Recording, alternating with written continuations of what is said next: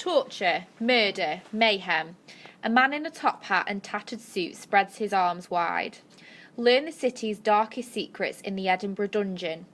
Bagpipes echo on the air and a woman in a dark dress leans against a pole with a lantern on top. Ghost tours every night, she says, starting at dusk. Look for the lantern. Come to Mary King's Close, announces another man in an old-fashioned cloak. Learn the tale of Burke and Hare. Follow in the steps of the city's dead. Mum and I are walking down the Royal Mile. It's a broad and busy road that runs from the castle all the way down to the base of a giant hill called Arthur's Seat. They stand like bookends, the castle and the hill, on the other end of the city. Mum is giddy, caught up in all the hustle and noise, but I feel like I'm losing my mind, because underneath the bustle I can hear the nagging tap-tap-tap of ghosts, some faint and others close, and all of it coming from every side. A low, steady beat, like the city has a pulse. I keep my hand on Mum's arm as we weave through the crowd.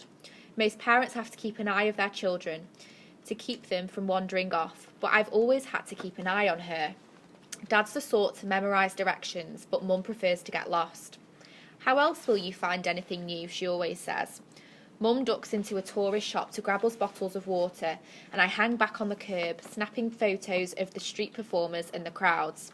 I photograph the woman in white who stands on top of a pillar and wails an eerie song, her voice rising and falling.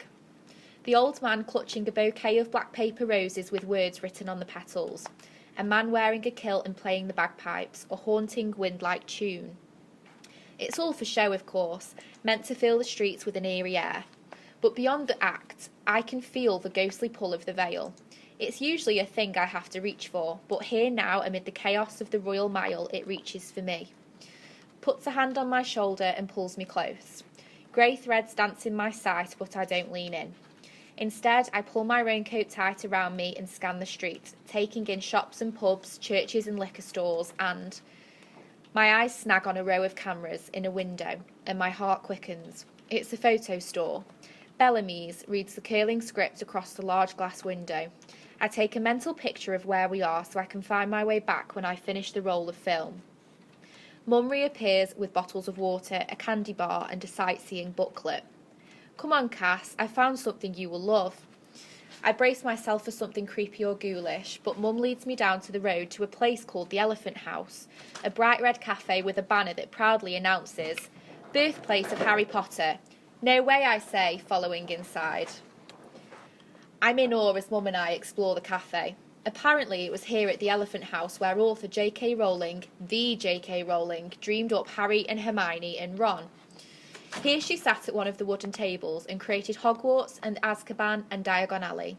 Here she invented Quidditch and the Triwizard Tournament and the Deathly Hallows. Even the tiny bathrooms tell a story. They are covered in thank you notes, so many languages and handwritings that they all blur into a tapestry of love, a permanent monument to a legendary series of books. By the time we step back out onto the street, I am beaming. Edinburgh is officially my favourite place. Then the clouds overhead begin to darken. An ominous wind sweeps through my hair. I think it's about to rain, I say, shivering. Mum shrugs. This is Scotland. It's always about to rain. She studies her booklet again. It must be the lingering magic of the Elephant House, because when she says we should visit something called Greyfriars Kirk, I agree. Only when we're walking do I realise I have no idea what a kirk is. It's a church, says Mum, adding cheerfully, and this one's home to the most haunted graveyard in Europe. And just like that, the whimsy of the wizarding world is gone, replaced by the threats of spectres and spirits. As Mum and I make our way to the graveyard, I can practically hear Jacob in my head, uttering a low, sarcastic, "Yay." The iron gate sits between two stone columns, metal letters curling overhead. Greyfriars. Beyond the gate I see stretches of green lawn, the stained glass window of a church, and people wandering around the grounds. I breathe in and taste damp stone, old dirt, but as we near the gate itself I ground to a halt. It's not what I see or taste that worries me, it's what I feel. The air goes thick and the pressure builds inside my head. The weight of the veil, no longer an arm around my shoulders, but a wet blanket, heavy, smothering. Grey cloth billows in front of my eyes. Mum gives a cheerful squeak and shows me her forearm when all the hairs are standing on end.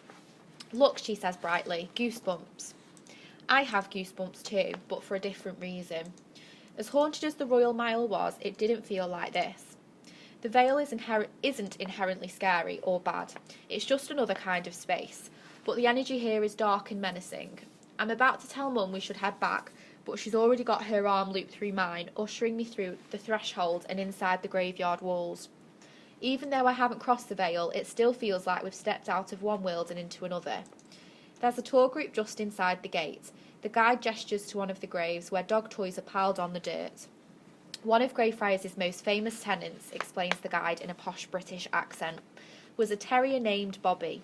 But unlike most of the residents, he was very much alive when he first came to the graveyard.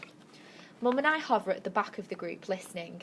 It's said that when his owner died and was buried here, Bobby stayed by the grave, not for one night or two, but for 14 years.